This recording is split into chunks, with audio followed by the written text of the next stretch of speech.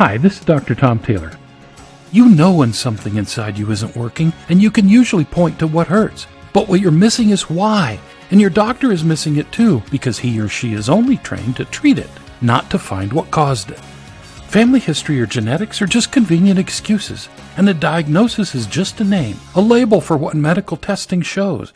None of it identifies or describes why you're in trouble in the first place. Everything that hurts, everything that doesn't feel right, physically or emotionally, has a cause. It has a beginning, and even though you may not know what it is, your subconscious mind does. Your subconscious monitors everything going on inside and outside of you. It stores the information about every experience, situation, circumstance, and relationship that's ever happened in your life. And it uses that information to respond to any situation or relationship that's the least bit similar to others for the single purpose of keeping you alive. One of my greatest teachers and mentors once said, "You'll know if what I'm teaching you is true because you'll feel it."